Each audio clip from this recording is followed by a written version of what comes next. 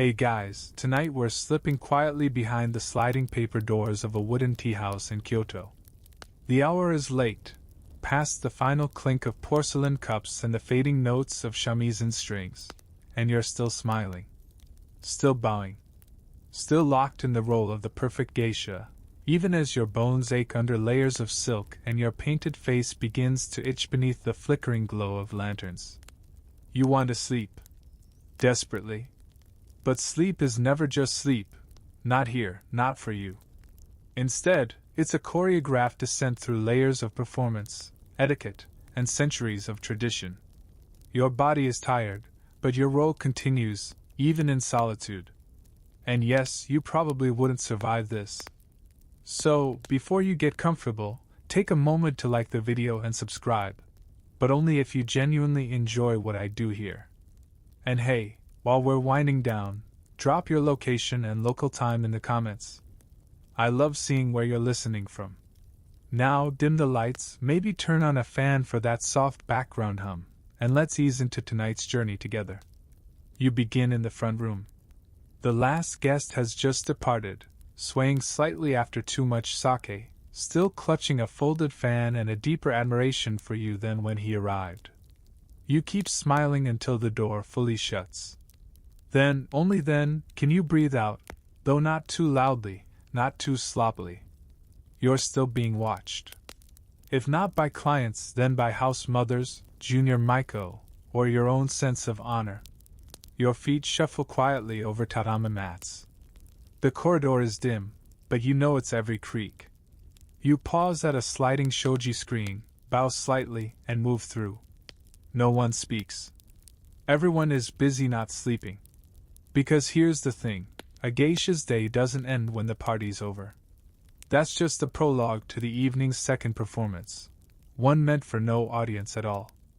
In the Hanamachi, the flower towns where geisha live and work, night rituals are as sacred as tea ceremony or calligraphy. Every gesture matters. Even the way you fold your sash, or how you draw your curtain shut, says something about your discipline. And the moment you start cutting corners, the others notice. You become that geisha. You reach the mirror room. Not a grand name, it's quite small, but it holds your makeup box, your brushes, your combs. Before you enter, you bow again. To the mirror. Historians still argue whether this bowing before inanimate objects was spiritual or habitual. Was it Shinto reverence for the object's spirit? Or just deeply ingrained etiquette passed down without questioning? Either way, you do it, just as your Wani-san did, and her Wani-san before her. Once inside, you slide the mirror panel open. Your own reflection stares back, ghostly and unfamiliar in thick white makeup, red lips, and high, stylized eyebrows. Your neck aches from holding posture. Your smile, still painted on, feels like it belongs to someone else. And yet, the process cannot be rushed. Not even this farewell glance. A mainstream historical fact, during the Edo period, geisha followed rigid post-event rituals that could take hours, often with no one watching. It was about discipline. You trained for years not to perform for applause, but for the perfection of the craft itself. Still in silence, you reach for a wooden stand to hold your fan. It too has a spot. You unfold it slowly, letting the silk settle. Then place it precisely, spine to the left. That's important. The wrong direction implies disrespect. Now you bow once more. To the fan. Your movements are automatic but not thoughtless. Each is heavy with meaning, with inherited precision. It's the geisha's paradox. You appear effortless only through endless effort. A fringe tidbit? There's a persistent belief, still debated among cultural scholars, that some senior geisha could spend up to 4 hours on post-performance rituals, including silent meditation, hair care, wardrobe folding, and scripted tea preparation. 4 hours, just to go to bed. Tonight won't take quite that long. You hope. You begin undoing the obi. That ornate sash has been tied so tightly it has pressed faint patterns into your skin. Undoing it is like solving a puzzle, one you tied yourself, but in reverse. The silk slips free, folding like a wave. You lay it flat, stroke out the wrinkles with the back of your hand. You pause. Still not done.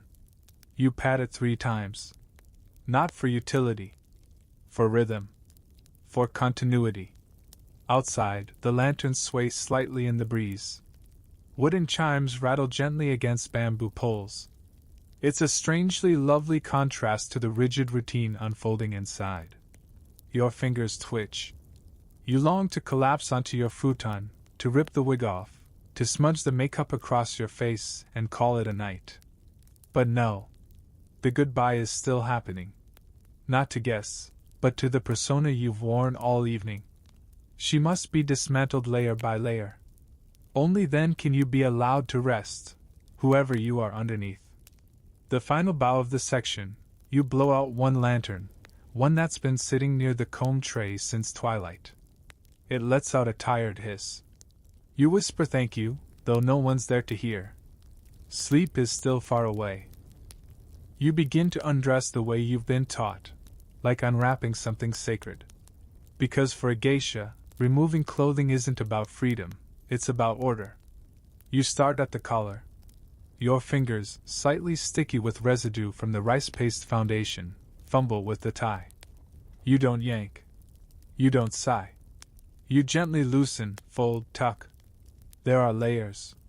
So many layers. You're wearing an underkimono beneath the main kimono, and beneath that, another. Each has its own purpose. One for modesty, one for heat, one to pad the folds just so, one simply because it's what you're meant to wear. They must be removed in reverse order. That's not superstition, it's just the rules. Always reverse the donning. Always fold what you take off. Never toss. Never let it crumple. As the outer robe slides down your arms, it makes a rustling sound like wind over paper. That sound, su-su-su-su, used to make you feel elegant. Now, it just reminds you of how heavy this all is. One by one, you fold the garments precisely. Right over left. Always. The opposite, left over right, is reserved for the dead. And you're not dead. Just extremely tired. You think of the young Maiko downstairs, still in the early years of training. They'll be going through this ritual soon enough, if they haven't already passed out from the weight of their costumes. You remember that time. How your fingers would tremble from trying not to drop a single fold. How the older geisha would give you a single glance, and you'd know you'd messed up something invisible. You've come a long way. Now you fold like someone possessed by ancient spirits. A mainstream historical fact here. The traditional geisha kimono can weigh over 10 kilograms when fully dressed. The layering isn't random, it's deeply coded. Colors, patterns, and even the placement of folds communicated status, season, and subtle messages to those trained to read them. And yes, they had to be cared for meticulously, even when no one was watching. You gently lift the collar of your nagajuban, the underrobe worn beneath your formal kimono, and begin to slide it off. It clings to your back, slightly damp from the heat of the tea house, and the layers of makeup still clinging to your skin. You can smell your own exhaustion now, a mix of camellia oil, faint sweat, incense, and powdered rice. Geisha perfume. As the last of the outerwear comes off, you take a moment to massage your shoulders. Not deeply. Just 2 fingers circling the points where the obi had pressed. You feel the grooves it left behind, like a reminder that beauty was strapped on tightly all evening. There's a low table in the corner. That's where the garment pile goes, folded, aligned, stacked. Not tossed onto a chair. Not left on the floor. That's what guests do. Not you. Now, here comes the tricky part, unbinding the padding. Because under the elegance of the kimono, there's a secret geometry holding it all together. Padding wraps around your waist, your hips, even your bust, depending on the season and the style. Why? Because the ideal silhouette of a geisha is flat. Smooth. Cylindrical. Not curvy, not angular, just a quiet column of silk. So every bump must be wrapped, softened, made uniform. Which means, of course, more untying. You reach around and start with the hip roll. The knot resists, it always does. You yank gently, rotate, breathe through your nose. Finally, it loosens. The padding unfolds like a defeated secret. You feel your ribs expand. Your lungs take in more air. Strange, how even breathing had rules. A fringe historical tidbit: some older geisha claimed to wear their padding so tightly, they'd faint on summer nights. Whether that's exaggeration or ritualized bravado, historians still argue. But the idea of beauty through discomfort isn't new, nor is the pride taken in enduring it. You fold the padding too? Yes, even that. It's not just cloth. It's an investment. And also, the house mother checks. If she finds a wrinkle, you'll hear about it in the morning. Quietly. But you'll hear. You glance at your arms. Pale. Bruised in small places from the sash and the weight of the sleeves. There's a red mark on your left elbow, probably from resting it too hard on the tray during that second tea pour. You trace it lightly. A badge of performance. It will fade by morning. You hope. As you finish the final fold and place the garments aside, you wrap yourself in a simple cotton yukata. It's pale blue with faded floral patterns. It feels scandalously plain, like stepping off stage in full view of the audience. But there's comfort in it, too. Breathable. Soft. Honest. And even this must be tied a certain way. Right over left. Of course. You reach for a cloth to wrap your feet. Not for warmth, but to keep your sleeping mat clean. Dust and oils from the soles of your feet could leave stains. And someone would have to scrub them in the morning. Probably not you. But still, you wrap them. You always wrap them. Outside, the streets of Gyeon have quieted. The rickshaws have stopped creaking. The laughter has faded. But there's still a sound, subtle, rhythmic. The clatter of Geta sandals in the distance. Another geisha, perhaps. Or a Maiko returning late. Maybe she forgot her fan. Maybe she's just trying to breathe after a night of pretending. You lean against the panel of the door and listen, just for a moment. Let your body remember that the world is still spinning out there, while you're folding yours into something small, neat, and controlled. It's nearly time to tackle the hair. But first you bow. To the garments you've just folded. Not out of habit. Out of gratitude. They held you together. The mirror doesn't lie, but it also doesn't help. You stare at yourself under the dim glow of a paper lantern, and what looks back is part sculpture, part ghost. Your face, still painted in thick white ashuroi, glows like the moon. But it's your hair that steals the show. Still perfectly coiled into a towering Shimada style, still glinting with wax and pins and secrets. And now, somehow, you have to take it all apart without breaking anything. You sigh. Quietly. The kind of sigh that comes from knowing it'll be at least another half hour before you're allowed to lie down. The wig, or perhaps your own hair, depending on the occasion, isn't just decorative. It's architectural. Held together by lacquer, wax, and the sheer willpower of a tired stylist and a dozen iron pins. You reach for the wooden box beside the mirror. Inside, combs, metal picks, camellia oil, and a worn little cloth that smells faintly of sandalwood. You start with the pins. Long, slender things that held your world in place all night. Each must be removed in order. Not because it's safer, but because it's respectful. One wrong yank and you risk pulling a strand. Or worse, snapping it. And hair doesn't grow back easily when it's been lacquered and scorched by irons week after week. A mainstream historical fact: traditional geisha hairstyles could take 3 hours to create, often requiring the help of a professional tokoyama, a hairdresser trained specifically in these styles. And once styled, the hair couldn't be washed for days. Instead, it was preserved carefully, day and night, often with the aid of wooden pillows to avoid crushing the design. You feel the weight of the day in your scalp. Your fingers work in slow spirals, untwisting the base.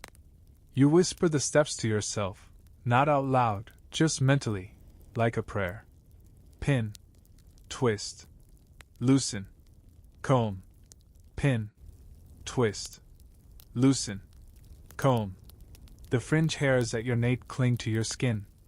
Some still bear traces of the white paste used to paint that sensual W shape along the neck.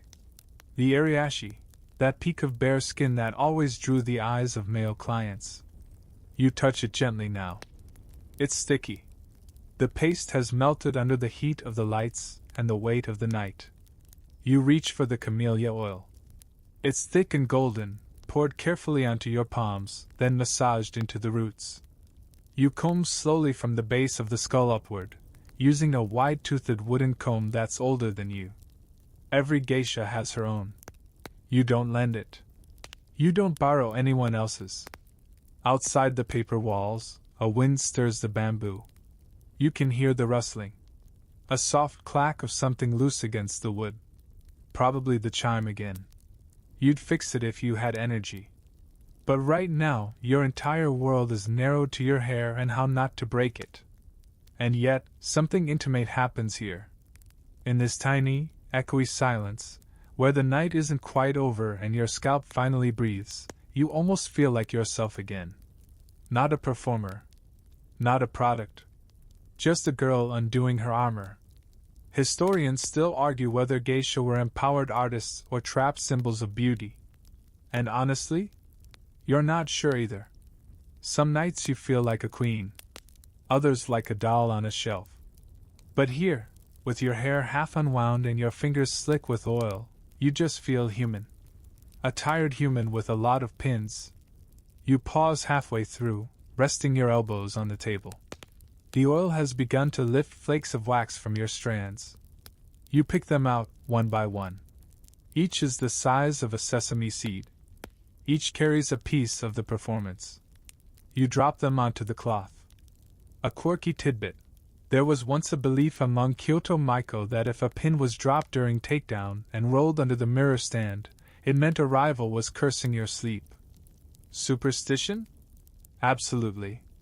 But you glance under the stand just in case. You never know.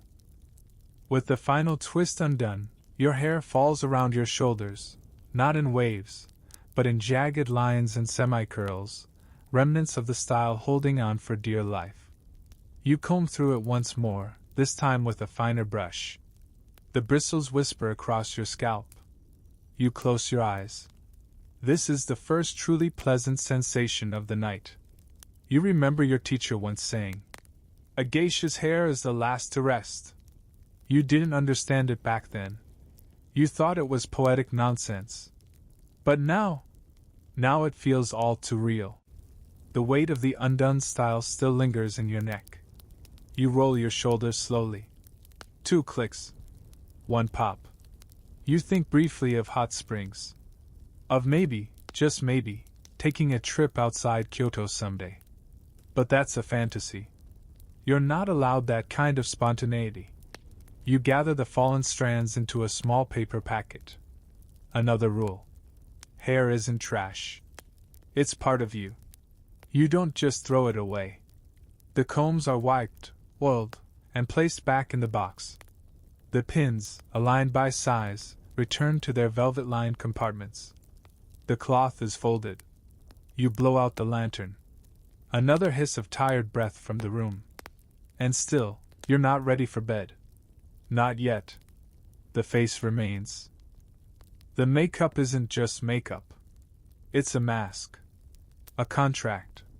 A second skin you've worn all day, even as it cracked at the edges, even as sweat seeped through the powdered seams.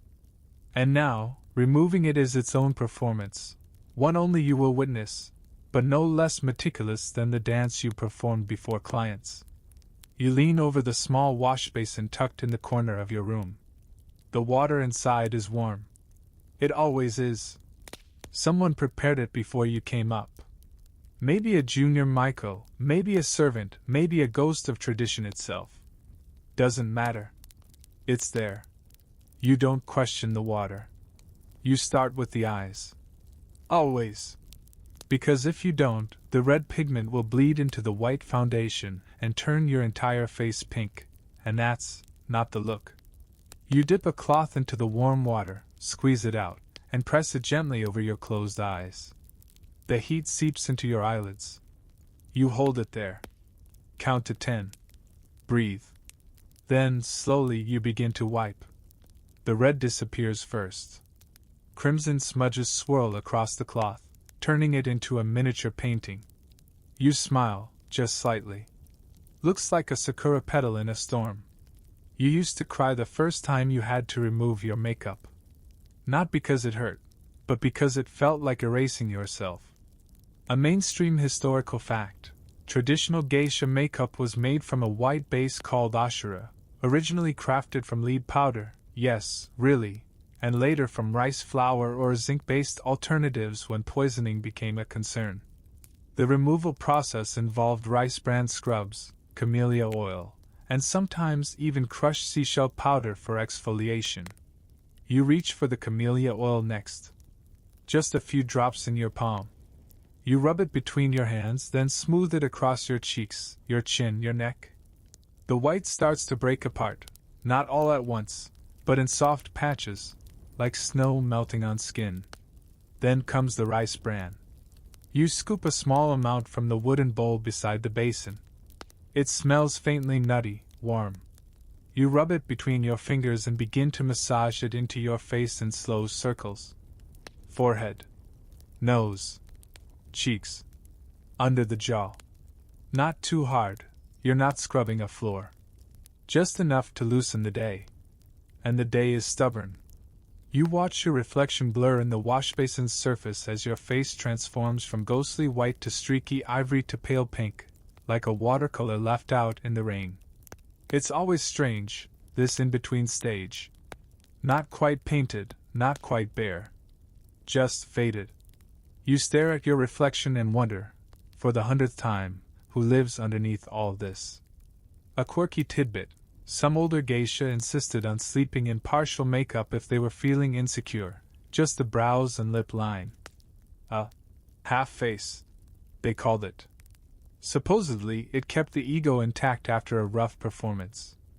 Whether this was a real tradition or a whispered myth among insecure apprentices, historians still argue. You rinse with warm water, then again with cooler water to close the pores. Your skin feels raw but clean. Lighter even. You blot with a towel, carefully, not rubbing. The cloth comes away pinkish. A faint reminder of the role you just played. You open a small drawer and take out a jar of pale cream. This is the final step. Moisturizer. Fragrance-free, basic, ancient. It smells like rice and silence.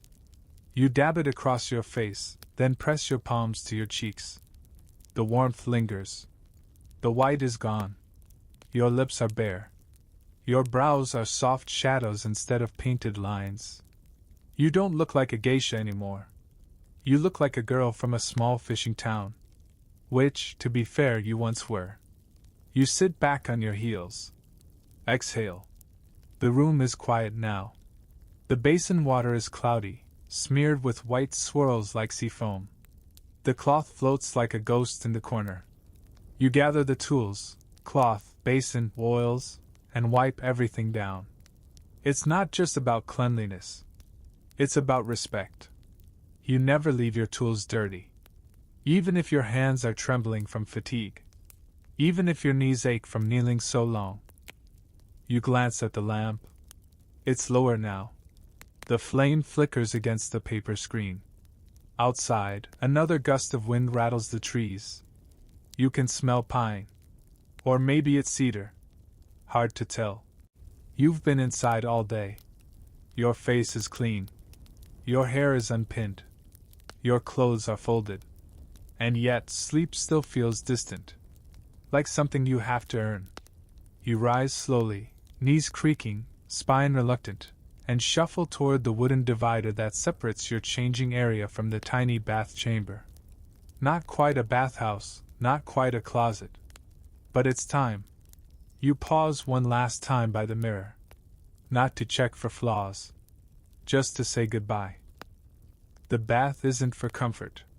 You remind yourself of that as you slide the door open and step inside. It isn't a reward for the day's labor. It isn't indulgence. It is purification. It is tradition. It is another quiet ritual in a life that is mostly quiet rituals. The air inside is thick with steam. Someone, again, maybe a junior or the old caretaker with the crooked spine, has already filled the tub. Wooden, round, deep. The water is almost too hot. Almost. You feel it with your fingertips first, then your wrist. Like testing fate. The walls are simple wood slats, darkened with age. The floor is stone, slightly damp, always a little cold. A small stool sits in the corner beside a bucket and ladle. There's no soap in sight. No bubbles. Just water and intention. You sit on the stool first. That's the rule. You must wash before entering the bath. To enter it dirty would be like tracking mud into a shrine. You fill the bucket with water from the tub. Ladle it over your shoulders. The heat slaps you like an impatient teacher. You flinch slightly. Then do it again. And again. Down your back. Over your knees.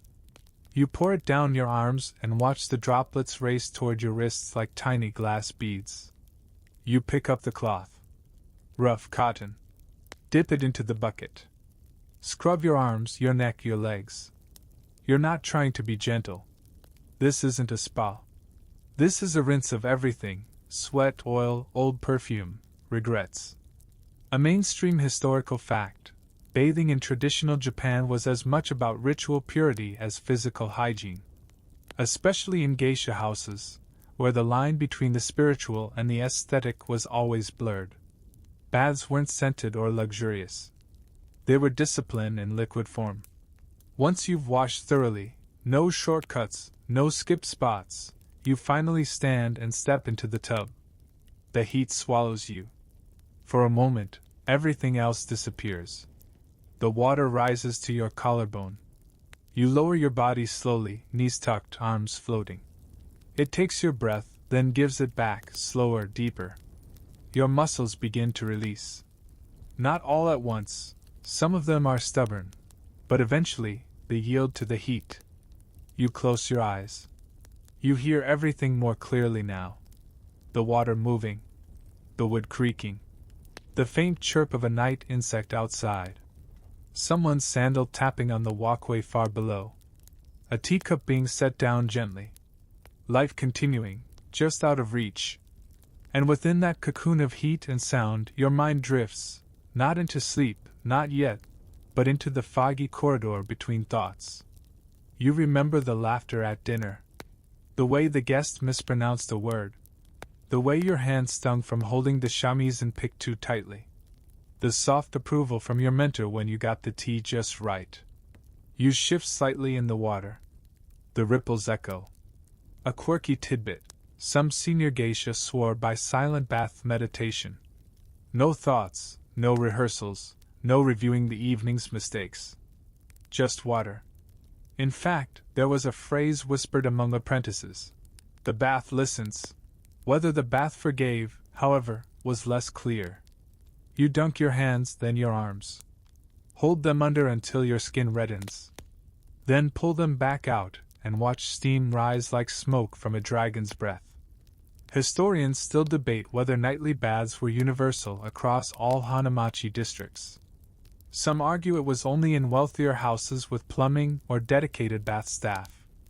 Others say it was expected everywhere, even in the most modest arrangements. Either way, for you, tonight, it's non-negotiable. You let your head fall back against the tub wall.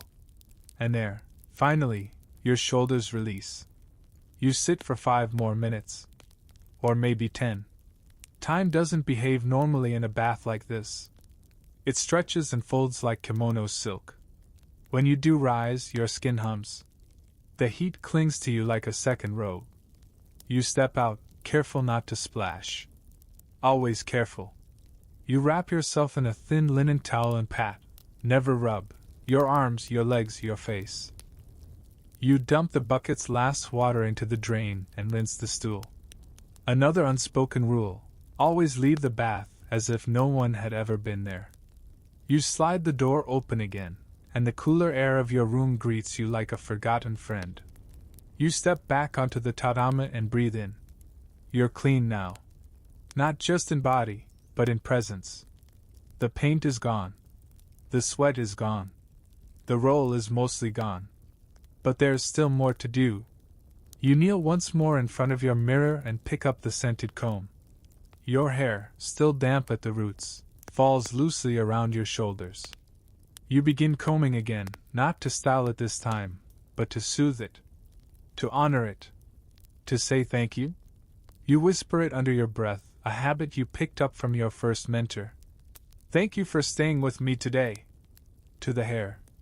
To the face. To the skin. Let's do it again tomorrow. And still, sleep waits.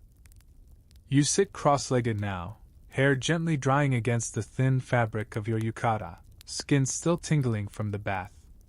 The mirror is closed. The oils and combs are tucked away. The basin has been emptied. You've peeled off every visible trace of the geisha who bowed and danced and poured sake hours ago. And yet you're not quite free of her. Because now comes another step, one that's somehow both practical and deeply personal. Detangling the day's knots. Not just in your hair, but in everything. You take up the larger comb again, this time carved from boxwood and worn smooth from years of use. Its scent, subtle, slightly sweet, is comforting. You begin at the ends, slowly working your way upward in short strokes. No tugging. That would break the strands. You coax them apart like untangling a silk thread that's gotten caught on a splinter. This moment is private, invisible to clients or even other geisha. It's not part of a show. And maybe that's why it feels strangely intimate. Just you, the comb, and the thoughts that begin to surface as soon as your fingers are busy. You remember fragments from the evening, the way one guest wouldn't meet your eyes, the compliment that didn't feel quite right, the silence in the pauses between songs, the laughter, the obligation hidden behind it. The smiles you gave even when your feet were blistering inside those elegant little shoes. You hum softly, a half-forgotten melody from your training days. It helps pass the time. Helps keep your hands moving gently, rhythmically. Left side, right side. Roots to ends. A mainstream historical fact: geisha hair wasn't always natural. Some wore wigs, especially for performances, but many, especially Maiko, wore elaborate styles using their own hair.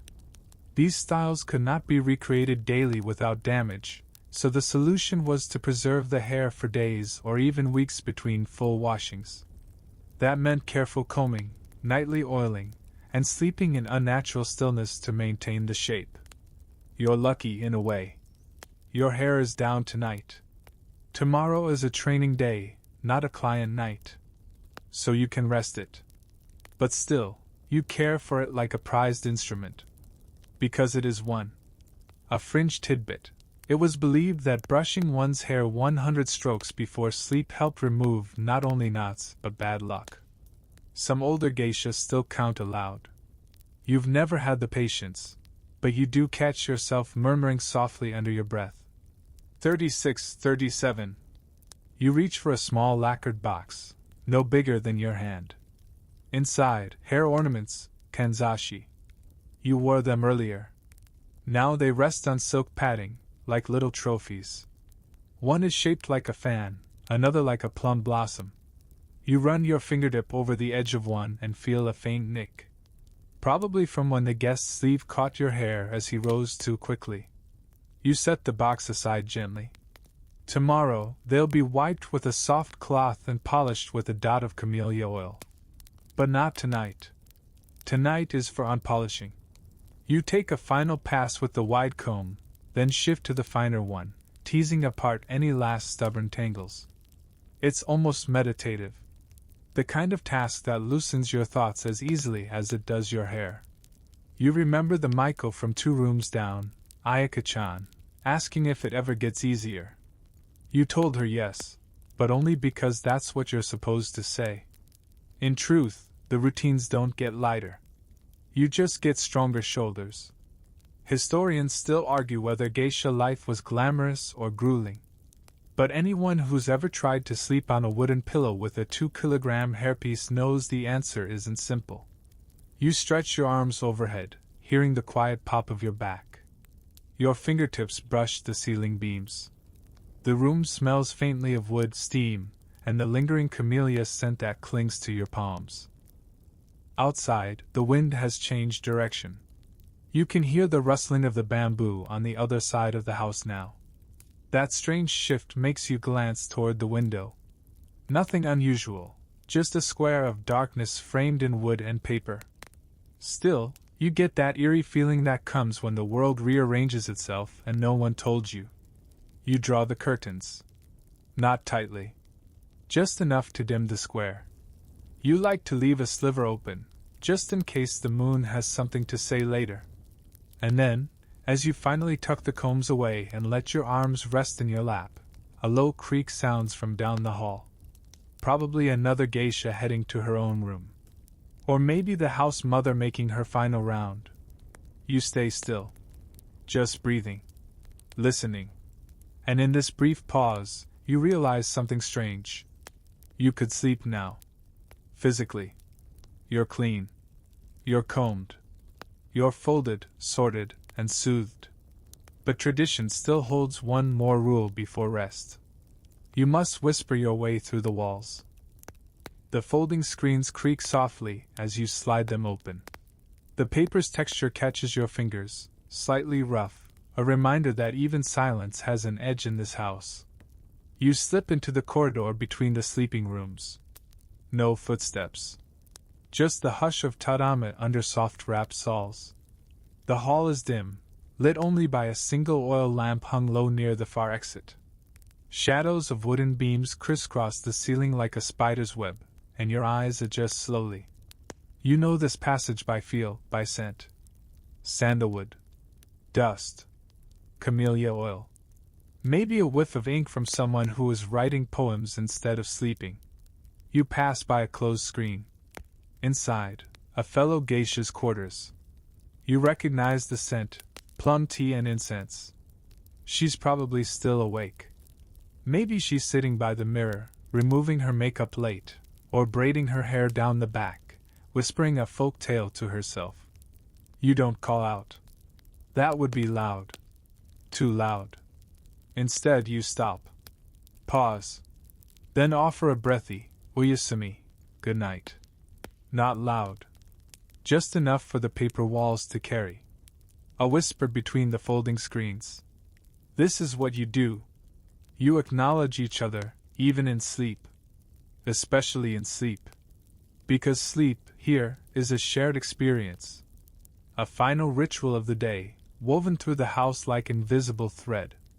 A mainstream historical fact. In many okiya, geisha houses, communal living was the standard. Individual rooms were separated by paper screens rather than walls. Privacy existed, but in degrees. And nighttime was a delicate ballet of footsteps, whispers, and soft gestures meant to honor the collective silence. You move on. The next screen is open just a crack. You glimpse a pale sleeve draped over a futon. A foot exposed, twitching slightly. Someone's dreaming. You pause again, press your hands together briefly in front of your chest, a silent gesture of respect. Then continue on. At the end of the hall, a corner turns toward your own quarters. But before you step through, you glance behind. Always. Just once. To make sure the shadows are still just shadows. To make sure you're alone. You hear a faint rustle, like someone else adjusting their futon. Or maybe a sleeve brushing against a sleeve. Then stillness again. Historians still debate the extent to which geisha homes emphasized silence at night. Was it a formal code? A learned instinct? Or simply the only way to survive so many lives packed so closely together? Regardless, you've never known anything else. You step into your own room. Smaller than the others, but neat. Sparse. A futon laid out on the tatame. A small table, now cleared. A cushion with an embroidered crane that's beginning to fray. A tiny vase with a single sprig of pine. It's supposed to remind you of stillness. Of endurance. You sit. Legs tucked beneath you. Back straight, despite your muscles groaning for softness. There's still one more whisper to make. You lean slightly toward the screen that separates your room from Ayaka's. She's young. Still in the delicate years of apprenticeship, when every mistake feels catastrophic and every compliment feels like a marriage proposal. You whisper her name. Just once. There's a pause.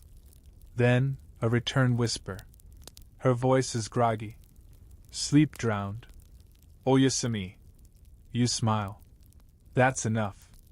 She'll sleep better now. And so will you. A fringe tidbit. Some old Maiko tales say that if you forget to whisper a goodnight to the room beside you, your dreams will tangle, like loose threads in a torn kimono. Whether it's superstition or just a lovely excuse for connection, you've never risked skipping it. You move to your futon. Kneel beside it. Pull the cotton blanket back slowly, folding it halfway just the way you were taught. Never fling it. Never crumble it. You lower your body onto it in segments. Ankles first. Then knees. Then shoulders. You lie down as if posing for a painting, one that no one will see but yourself. Outside, the wind knocks once against the wooden frame. A creak. A pause. Then quiet again. The paper wall beside your futon glows faintly from the lamp outside in the hall. You could close the screen completely. But you don't. You like that sliver of light. That soft spill of gold. It reminds you you're not entirely alone. Your body is still. But your mind? It's still pacing. So you whisper. Just once more. To yourself this time. Oyasumi. And the paper wall answers with its own quiet rustle. The yukata slips down your shoulder as you reach for the sleeping kimono. Lighter, plainer, but still burdened with rules. It's folded inside a cedarwood drawer, wrapped in soft cloth that smells like pressed flowers and thyme. You unfold it slowly, smoothing the fabric with your palm. Even alone, even moments before sleep, you treat it with reverence. Because to sleep sloppily is to wake shamefully. You've been taught that a geisha should look composed, even in dreams. There's no such thing as off-duty. Not really. You shrug off the yukata. Cold air brushes against your skin, raising small goosebumps. The sleeping kimono is unlined cotton, dyed a gentle indigo with tiny crane patterns across the sleeves, barely visible unless you're looking for them. You tie the sash, but not tightly. Just enough. There's a name for this version of the obi, namaki haimo. It's specifically for sleep, narrower, softer, not meant to impress, just to keep the form. A mainstream historical fact, geisha didn't sleep in just anything. Nightwear was deliberately chosen, with styles that echoed season, age, rank, and even personal aesthetic. And yes, there were expectations for how it was worn, creases straight, ties aligned, left over right, or else it resembled the dress of the dead. You sit for a moment, letting the fabric settle. Letting yourself settle. You reach for the small mirror again, this time not to check your face, but to confirm your collar lies flat. Not twisted. Not too far back. You adjust it slightly. Then pause. Then bow. Yes, you even bow to your own reflection in your sleepwear. You fold the yukata. Once. Twice. Tuck the sleeves in. Lay it gently beside the futon. Everything in order. Everything in place. You take comfort in that, because outside your paper walls, the world is always shifting, always uncertain. But here, in this tiny room, you control the creases. A quirky tidbit: some old okiya enforced strict sleep posture reviews. In the morning, younger geisha were sometimes evaluated on how well their bedding stayed folded, or whether their collars had slipped during sleep. Not as punishment, but as a test of discipline. Could you remain composed, even unconscious? You lie back on the futon again, arms resting at your sides. You try to stay still. Not yet sleeping. Just letting your body rehearse stillness. But something's off. The pillow. Not a real pillow, of course. A tiny wooden platform covered with a padded roll. That's what cradles your neck. It's called a takamakura. And it isn't designed for comfort. It's designed to protect the shape of your hair if it's styled. You glance at it now, sitting solemnly beside the folded towel. You're not styled tonight, thankfully. But out of habit, you test your neck against it anyway. Hard. Unyielding. You exhale and set it aside. Not tonight. You've earned at least one softness. Still, the posture remains. You place a towel under your neck to simulate the height of the takamakura. Your body aligns into a familiar shape, legs together, arms straight, head slightly tilted. Not because it feels good. Because it feels correct. Historians still argue whether geisha truly slept this way every night, or if it was mostly enforced during Maiko training. Did they all lie like statues? Or was that a fiction created by the image industry around them? Either way, you sleep like this. Every night. Because to unlearn it would feel like breaking something sacred. You close your eyes. A breeze rustles the edge of the screen again. It smells faintly of rain now. Somewhere in the city, a dog barks once. Then nothing. You adjust the hem of your kimono one last time. Pull it down by half a finger's width. Perfect. You imagine the house mother peeking in, inspecting. She doesn't, but in your mind, she always could. That's enough. You don't sigh. Sighing would shift the collar. You don't stretch. Stretching would wrinkle the sleeves. You just lie there. Folded. Aligned. Contained. You remember what your mentor said years ago, on a night not unlike this. The best sleep is the one that leaves no trace. You didn't understand her then. Now you do. Because when you wake in the morning, this kimono will still be pressed. The futon will still be smooth. Your hair will still fall correctly. And no one will ever know the weight you carried from one end of the night to the other. Not even you. The room dims further as the oil lamp in the hallway flickers its final dance. Its glow seeps gently through the paper walls, painting your ceiling with a fading patch of gold before surrendering to darkness. You're lying perfectly still now, encased in your sleeping kimono, neck supported just so by the rolled towel. But even now, with every layer of your day removed, there remains one more invisible thing to manage: your hair. Tonight you're not styled, but most nights you are. And when your head is bound in the ornate shimada style or affixed with decorative pins, sleeping becomes a delicate choreography. Because the worst thing you can do to a head full of waxed and lacquered hair is lie on it. So you balance. On the takamakura. On a towel. On memory. On self-discipline. You practice the art of not moving.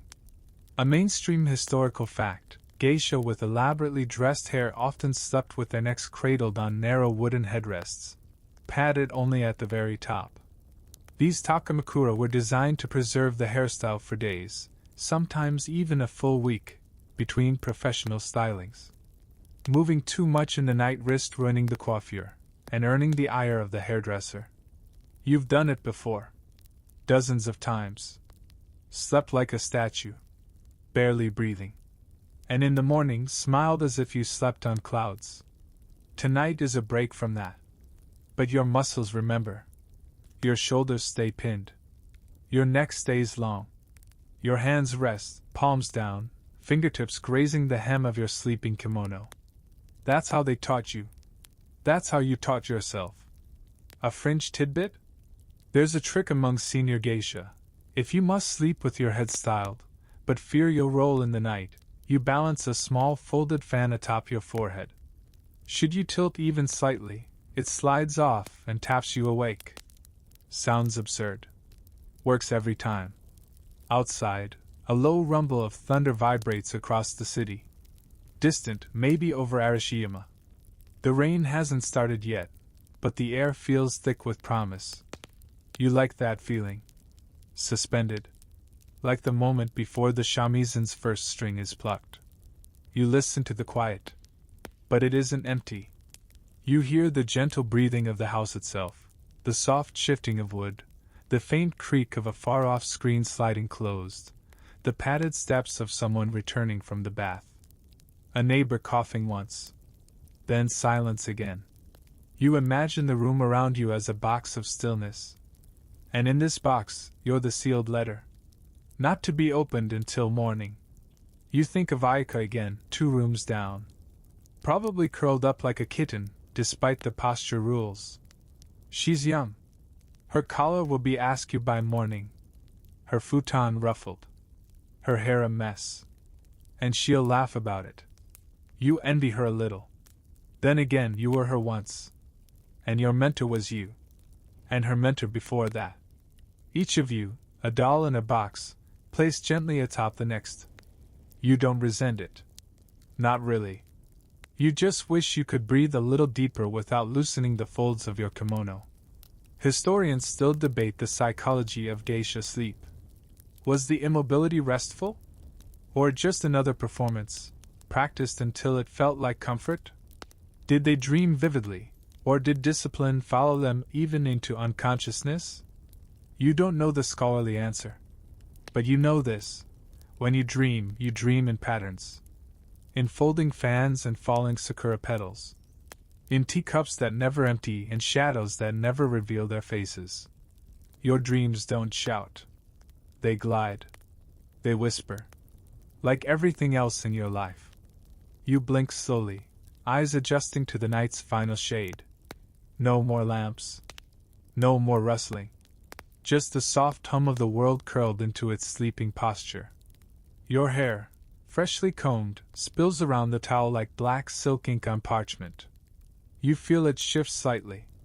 And freeze. It must stay. You will it to stay. You think of the kanzashi in their little box, of the scent of the camellia oil you'll use again tomorrow, of the way the pins click together like a secret code. And you smile, faintly, without moving your lips. You're ready for sleep. Almost.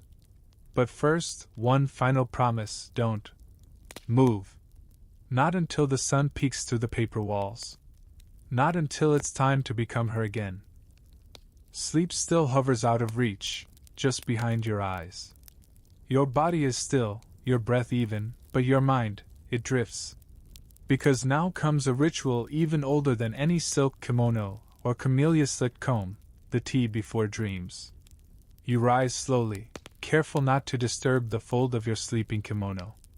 The floor is cool beneath your feet as you shuffle to the corner of your room, where a small wooden tray rests beside a lacquered teapot and a single ceramic cup.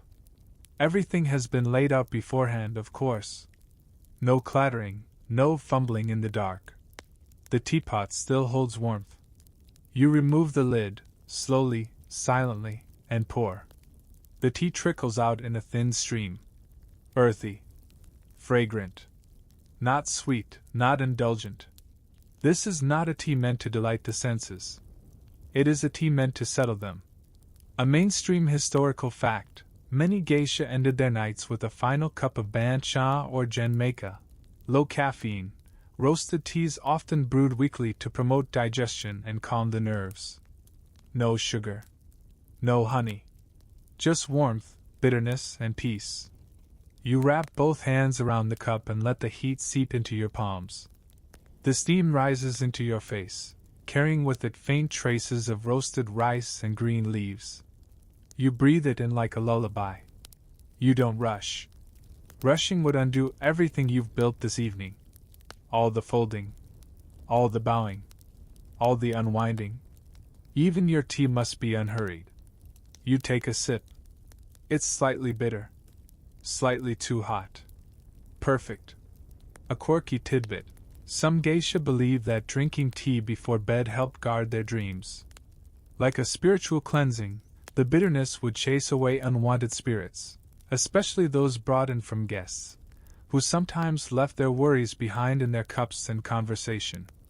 You sip again, eyes half-lidded. The tea works quickly, not as a sedative, but as a signal. To your body. To your mind. The day is truly ending now. No more fans. No more instruments. No more fixed smiles. Just you. And the quiet. You think of your mother's voice, faint now, like a half-remembered melody, reminding you to never go to bed without drinking something warm. She was never a geisha. Just a fisherman's wife. But warmth, she said, was the key to softness. And softness was the secret to strength. You finished the tea in 3 more slow sips. You placed the cup upside down on the tray. You wiped the lip with the cloth provided. And then bow. Of course. Always bow. Historians still argue whether geisha tea ceremonies carried spiritual meaning beyond etiquette.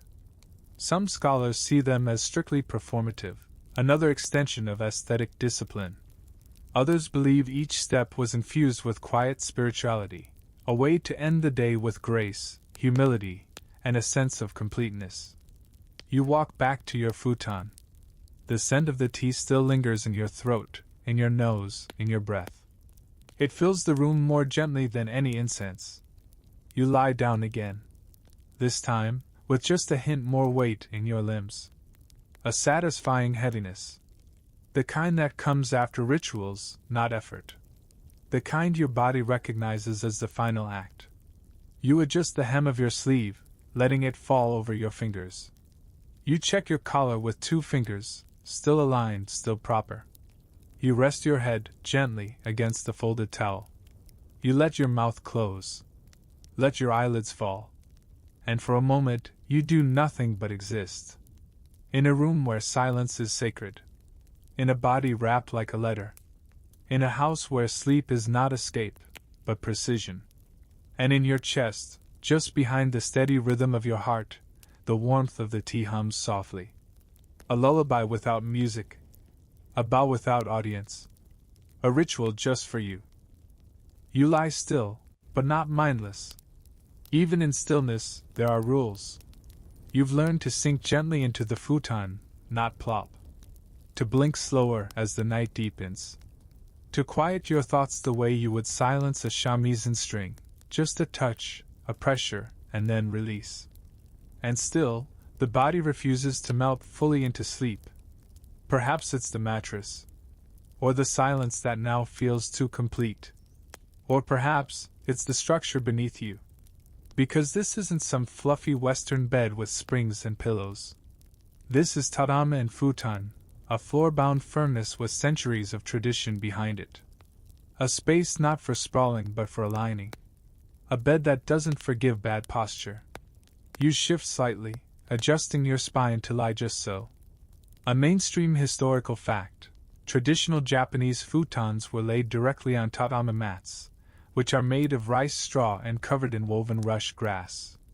The firm support was believed to aid posture and health. But more than that, it was considered dignified, especially in the rigidly refined world of the geisha. You feel the mat beneath you. The slight give of the straw. The textured grain against your back, even through the futon.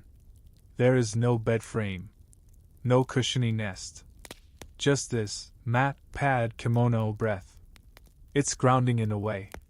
You hear your own heartbeat. Then, faintly, the flap of a cloth drying in another room.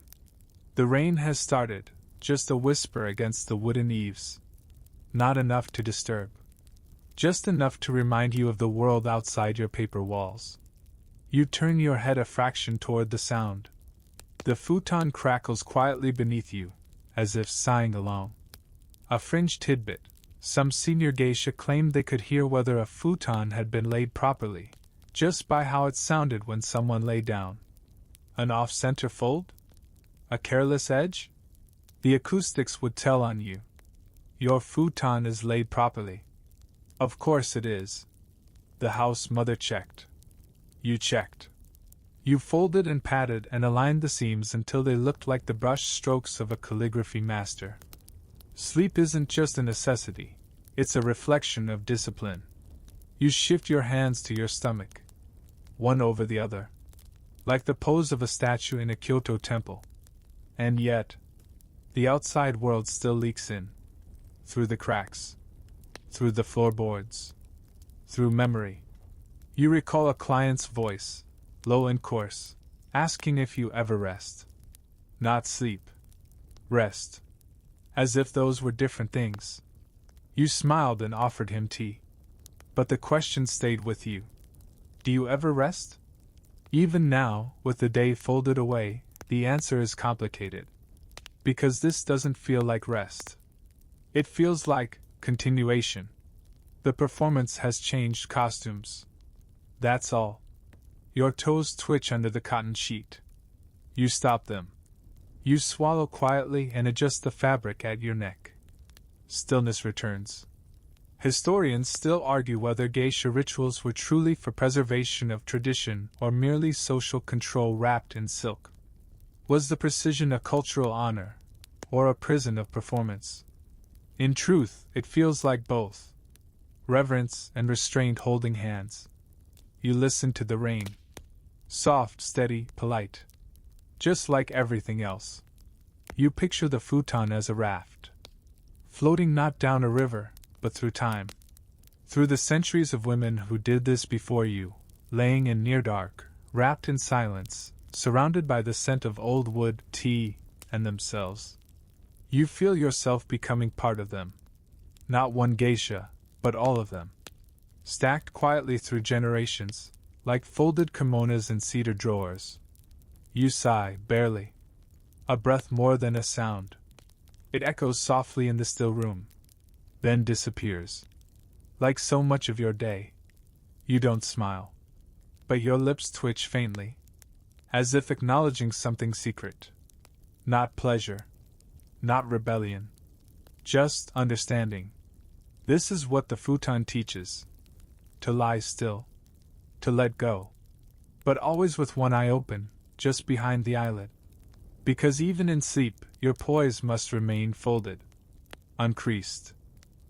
Outside, the rain deepens. It taps against the roof tiles in soft rhythms, like an old song you once knew but can't quite place. Each droplet sounds like a footstep from another time, a geisha from 100 years ago walking in the same Geta sandals, beneath the same moon, whispering the same goodnights between folding screens. You lie on your futon, eyes closed now, breath slower, but not yet surrendered to sleep. Because even as your body begins to float, your mind continues to listen. There is a sound. Not loud. Not sudden. But distinct. Wood sliding gently over stone. The faintest creak of Geta on wet flagstone. Somewhere down below, near the entrance to the house. Someone is arriving. Or leaving. This late? You blink once, but do not sit up. That would disturb your caller. The sound fades. But it leaves behind its echo. You start to imagine it, a figure in the rain, shadowed beneath an oilpaper umbrella. A guest? A message runner? A ghost of the teahouse's past, making their nightly rounds? You were warned about this when you first arrived, how the Gion district doesn't sleep like other places. That it murmurs at midnight. That it remembers too much. A mainstream historical fact, Kyoto's Hanamachi districts, especially Gion, were known for their late-night bustle, musicians heading home, patrons stumbling through the drizzle, and geisha returning long past the hour when ordinary women slept. The night was alive, but not loud. Alive in the way a story is, when told in a whisper. You shift slightly on the futon, careful not to disturb the line of your sleeves. The wind brings with it a faint scent, wet wood, old stone, and something smoky. Perhaps from a brazier left burning near the garden path. You picture it glowing in the rain. Alone, like you. steady, like you try to be. A fringe tidbit: some believed fox spirits wandered the Hanamachi at night, drawn to the geisha scent, camellia oil and rice powder, and that you could hear them brushing against the doors, mistaking them for lost lovers. You don't believe that, not really. But still, when the wind slips under the door and stirs the edge of your bedding, you pull it back with a quiet precision. Just in case. You lie still again. You know the other girls hear the same sounds. You wonder what they think. Does Ayaka imagine footsteps in the hall as secret meetings? Does the house mother dream of guests who never arrived? Does anyone else feel the quiet turning in on itself, folding like origami, tighter and tighter until it hums? This is the part of the night when the house becomes its own character. Not just walls and beams, but memory, history, expectation. It creaks. It settles. It exhales beside you. You wonder how many geisha have slept in your exact spot. How many have dreamed the same dreams. Or worse, how many didn't sleep at all. Historians still argue whether geisha nights were restful or fraught. Whether the discipline bled into their dreams, or if sleep was a private rebellion, an unruly space where they could finally be clumsy, ugly, chaotic. No records were kept of their dreams. Only the posture in which they awoke.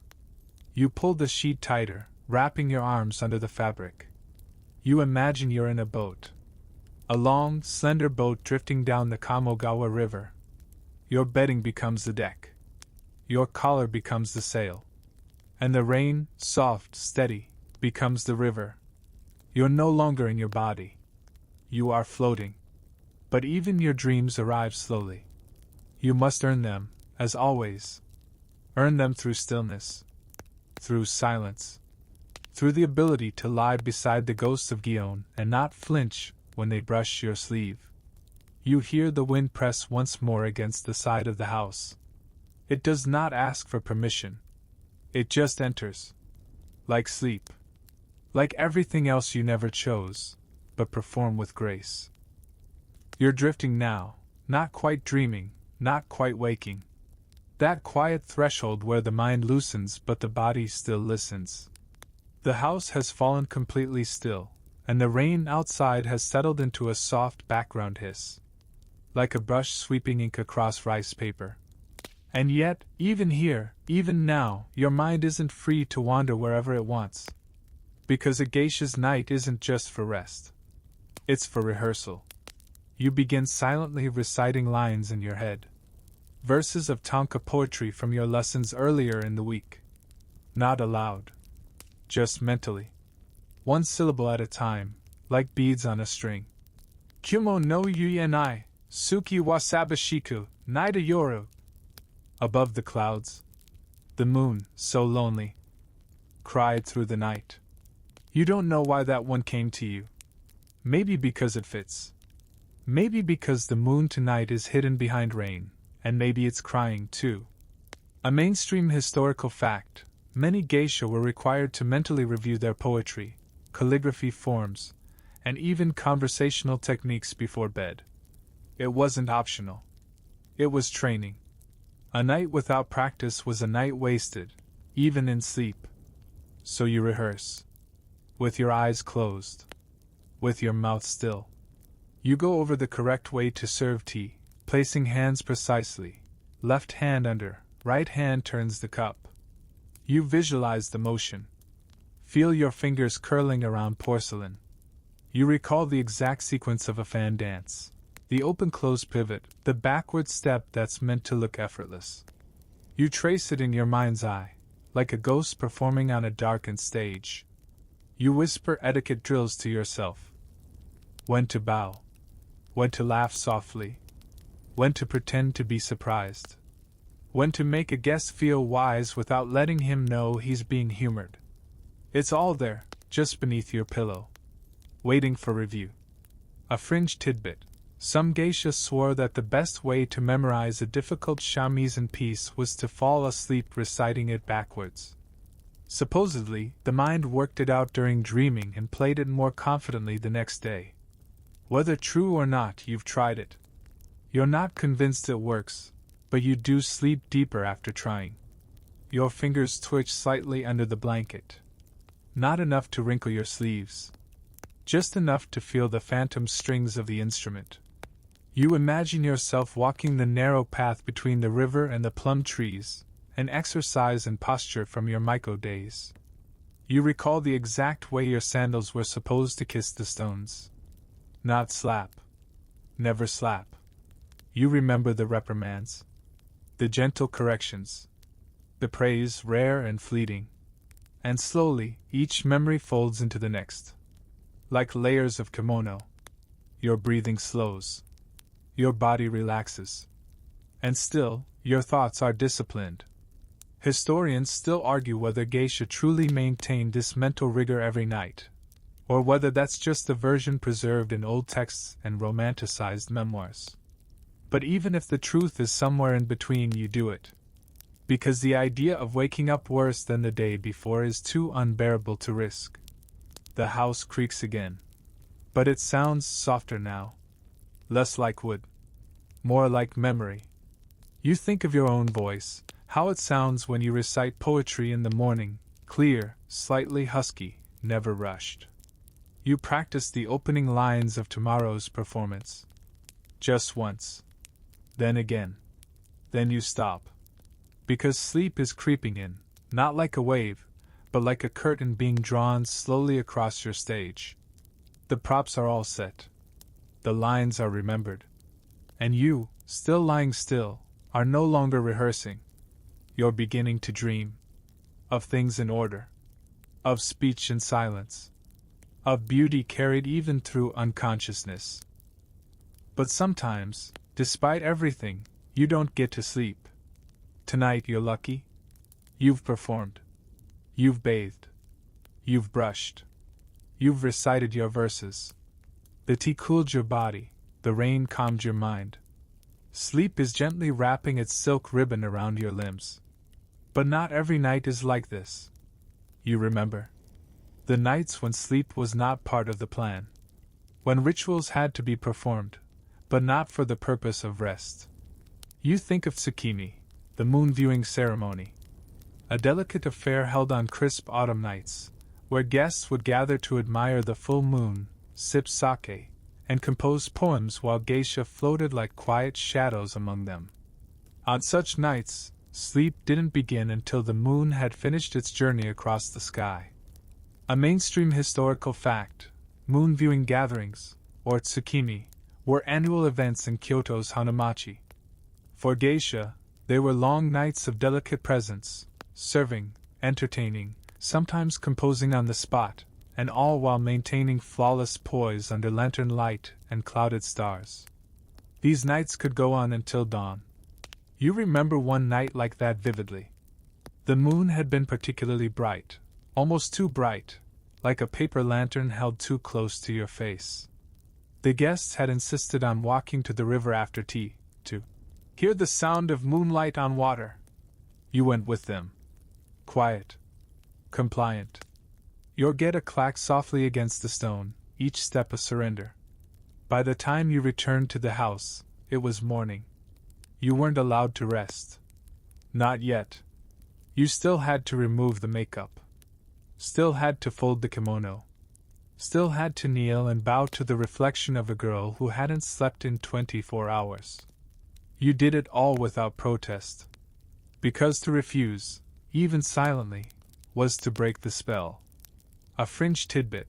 There were whispered tales of geisha who trained themselves not to sleep at all during busy festival weeks.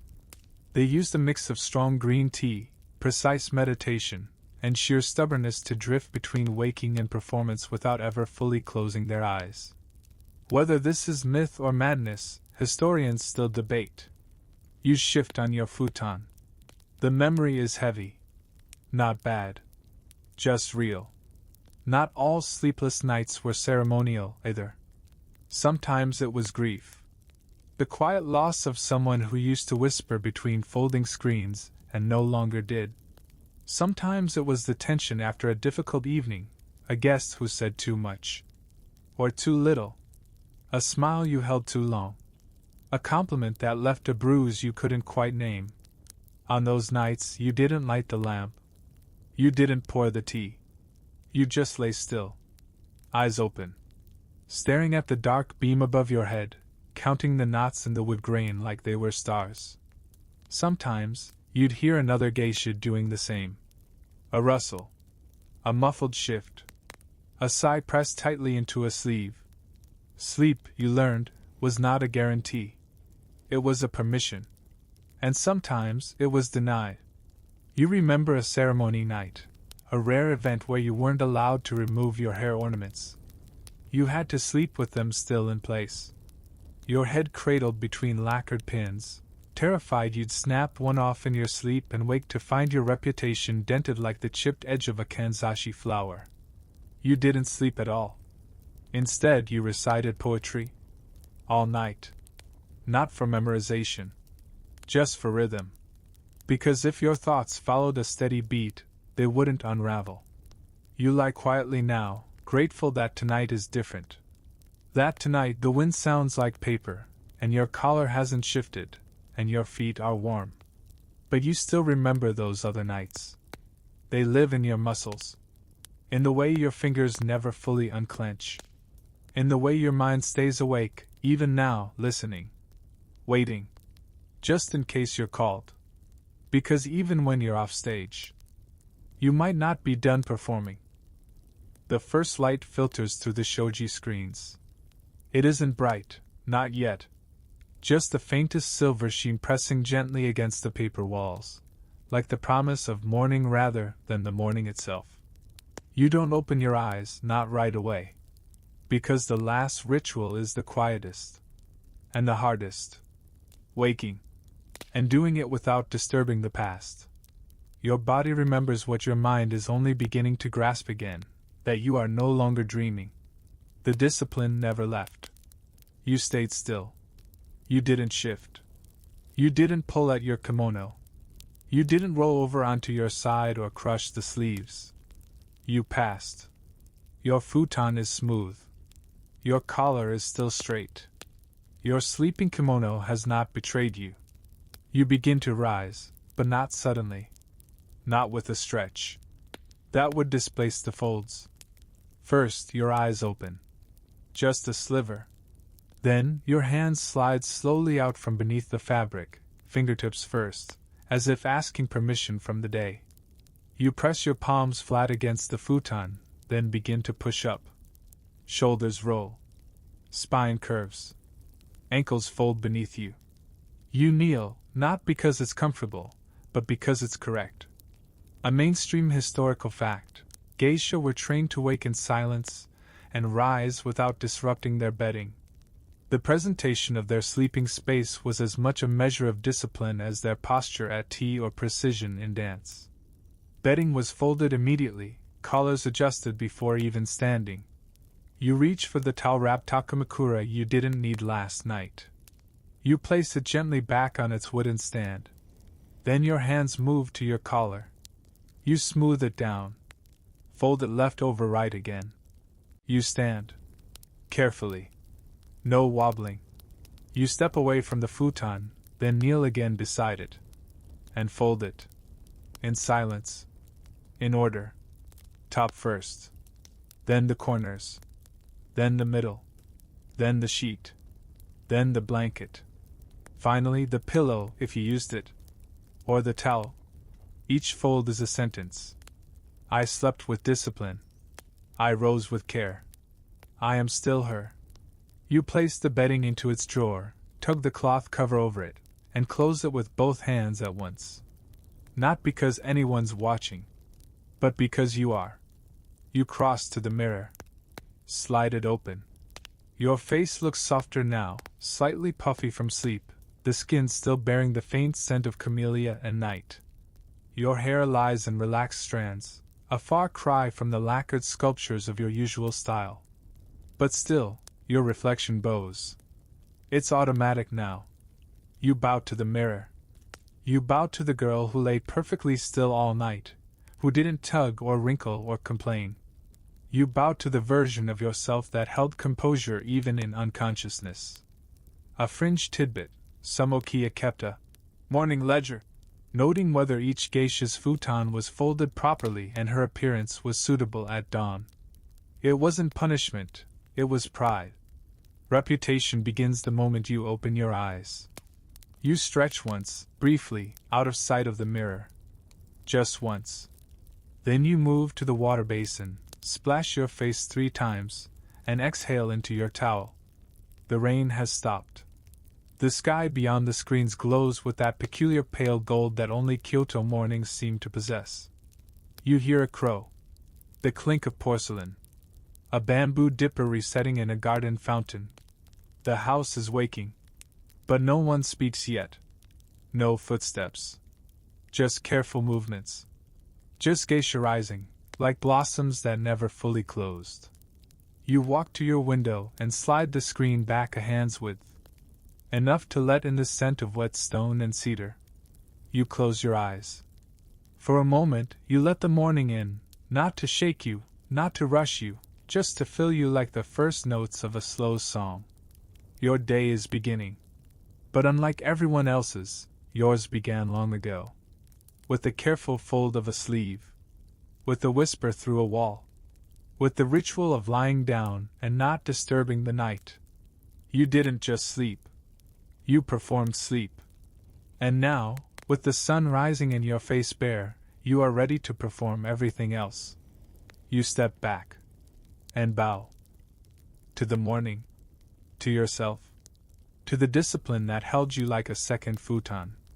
You do not sigh. You smile, just barely. Because you made it through another night. Wrapped in silence. Pinned in place. Beautiful, even in dreams. You've now folded yourself into every corner of a geisha's night, into her silence, her rituals, her discipline.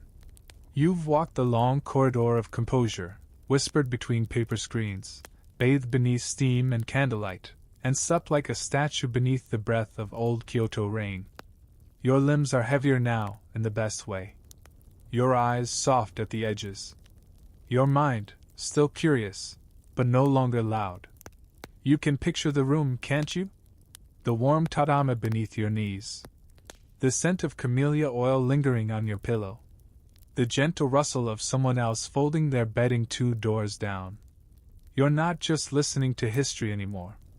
You're inside it. Lying beside the centuries. Wrapped in indigo and quiet resolve. And you don't need to think anymore. Not about posture. Not about poetry. Not about what time it is. Because the house is still. And you are still. And stillness, at last, has nothing to demand from you. So take this quiet with you now. Let it settle beneath your ribs like warm tea. Let it smooth out the edges of your breath. You don't need to perform any more tonight. Just lie back. Don't shift. Don't stir. Let the past hum softly against your cheek, like the ghost of a folding fan. And sleep. Without breaking the fold. Sweet dreams.